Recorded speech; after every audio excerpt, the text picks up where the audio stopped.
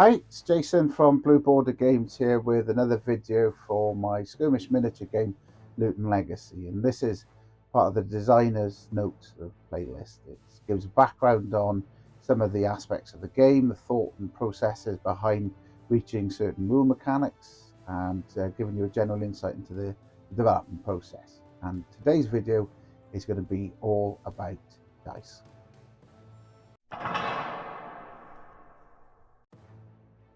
So anyone who's played a miniatures war game is going to be familiar with dice, and they come in all sorts of shapes and sizes and denominations.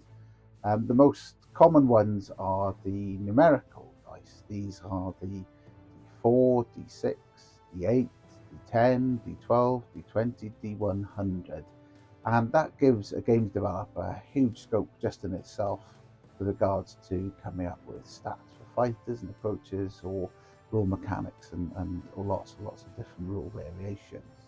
So when I started this process, I was obviously naturally drawn towards that sort of dice type, and I began with D6s and looked at then how I could formulate and populate the fighter's character cards. How did I want combat to develop? And the variations were huge just with working with a D6. So it could be that the stat on the card was added to a dice roll to achieve a certain number, or it could be that you needed to roll above a figure on a stat card to result in a success. And again, just with the D6, there's plenty of variation. The thing that I found though, and it's a system that I use when I play lots of games myself, was that it wasn't quite right for the fit for Luton Legacy. As I've said in some of the other videos, Luton Legacy was a game that I wanted to create that was very simple, easy to pick up, and very quick to pick up, as well as still maintaining that strategic challenge for levels of any players of any level.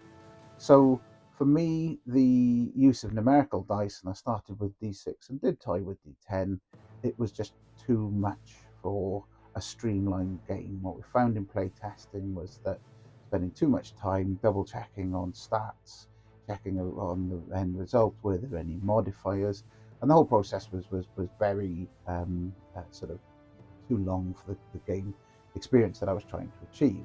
So I look back on my own game experience of some considerable years to find a system that I found that was instantaneous, was very self-explanatory. What you rolled was what you got.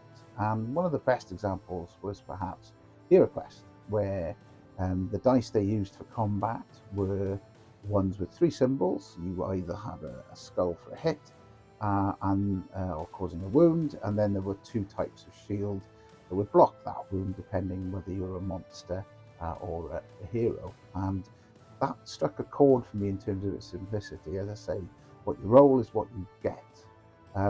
I added together with that, I wanted a bit more because gaming has moved on since the first iteration of HeroQuest, and lots of the sort of fan-made stuff for HeroQuest has shown that as well. And I introduced a sort of additional symbol, and that was what we call the mighty blow, and that represented the sort of critical hit element. And I love the idea that despite all the rules and the upgrades and the modifiers, when you roll the dice, there is a chance that it's going to get through no matter what. Nothing can stop it. So for the purpose of Luton Legacy, I developed the add system, which is the attack defense dice system, and it has three symbols on it. It has one mighty blow, that's the sort of critical hit element, nothing can stop.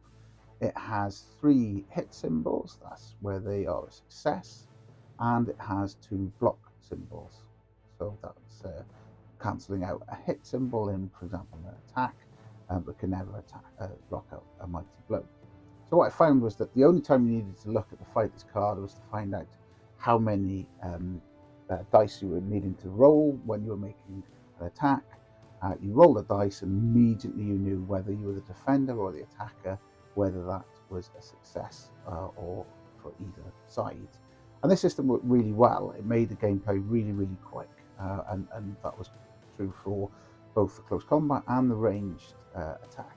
So again, with this sort of overarching aim of creating quite a simple and quick game in terms of gameplay as well as picking up, I thought, right, I need to advance that or widen that through the game if possible. And as a result of that, the ad system is used throughout the game for a variety of different roles.